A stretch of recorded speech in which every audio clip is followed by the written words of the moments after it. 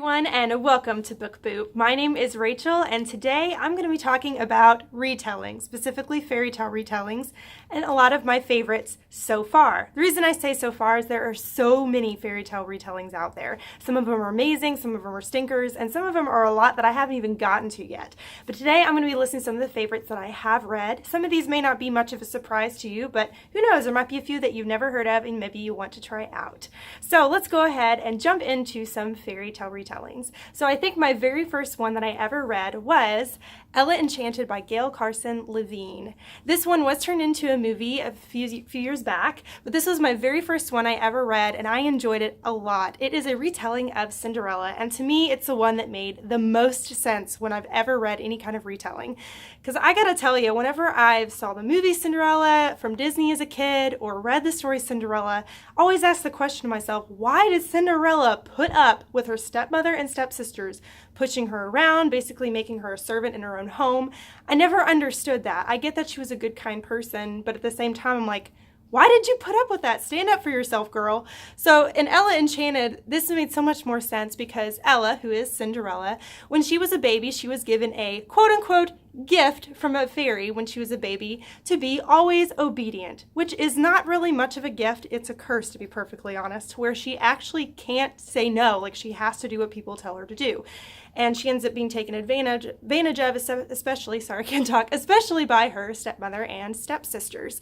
So she ends up going out on a quest when she gets older to try to find this fairy and have this gift removed. This story was a lot of fun. I enjoyed it a lot. I'm hoping to reread it someday because I haven't read it in years. I'm wondering if it'll hold up as much as it did when I first read it, but I really enjoyed this book a lot. Wasn't a huge fan of the movie. It was a little bit too goofy and cheesy for me, for my taste, but this book was a lot of fun, so I highly recommend it. After that, speaking of Cinderella, we've got the Lunar Chronicles, specifically Cinder by Marissa Meyer. This is the first book in the Lunar Chronicles, which is a 4-book series. These are retellings of 4 different very prominent fairy tale characters, all weaved together in a sci-fi epic. So this first one, Cinder, is of course about Cinderella, but in this one, Cinderella is a cyborg. That's right, hardcore sci-fi, lots of fun. Cinder ends up being a cyborg and she doesn't remember a lot of her past. She doesn't know why or how she became a cyborg. So a lot of this story follows just learning about her past and who she truly is. So this entire series, the first book follows Cinder, second one follows Scarlet, who is Red Riding Hood, and the third one is Cress. That one follows Rapunzel. She's personally my favorite character from the series. And the fourth one follows Winter, who is, of course, Snow White. And the main villain is basically the evil queen. So this story is so much fun. It is a sci-fi epic. It's an absolute blast. A lot of people have heard of it. I'm sure you've heard of it too, but if you haven't given it a try yet, I highly recommend it. It is so much fun to read. And again, this is another one I'm hoping to be able to reread someday. So much fun. After that, speaking of Marissa Meyer, I would be remiss to not mention Heartless by Marissa Meyer. This is a one-off about the Queen of Hearts. It's an origin story for the Queen of Hearts. So Queen of Hearts is a villain, of course, so you know by the end of it, it's probably not going to turn out that happy. But this one is so good. I really enjoyed it a lot because I am personally a huge fan of the original Alice in Wonderland and Through the Looking Glass.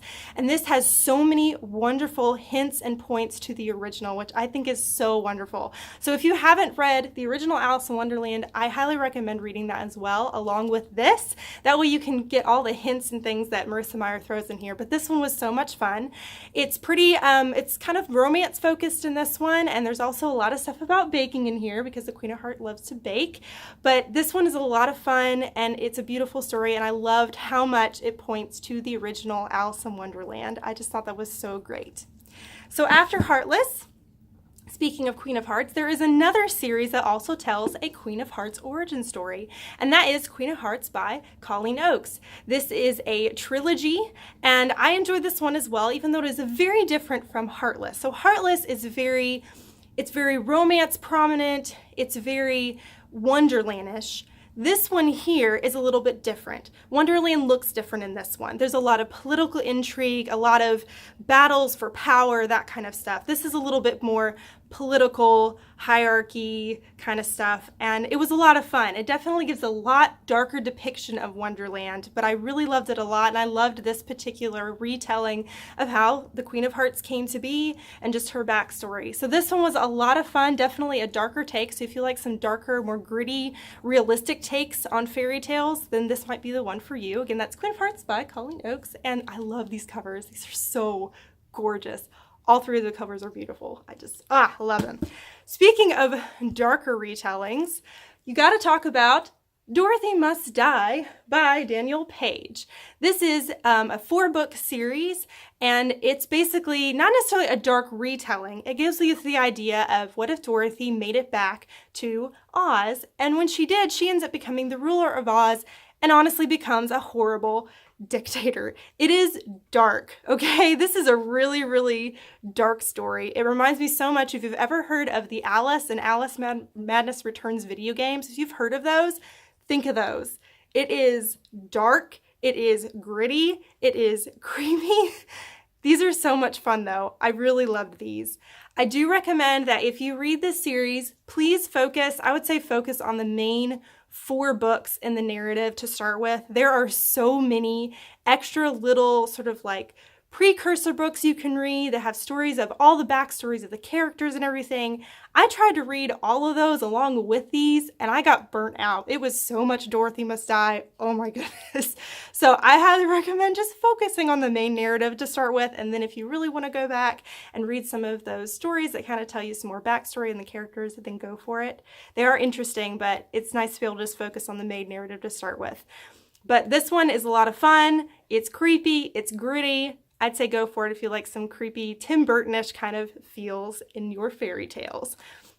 The last one I'm going to mention today is not necessarily a fairy tale retelling, but it is a giant fairy tale explosion mashup, and that is the Land of Stories series by Chris Colfer. This is a 6-book series. It is middle grade, and boy is it a blast. This one is so much fun. So this follows these twins, brother and sister, who end up finding this book where they're able to tumble into the Land of Stories, which is where all of our favorite fairy tale characters reside.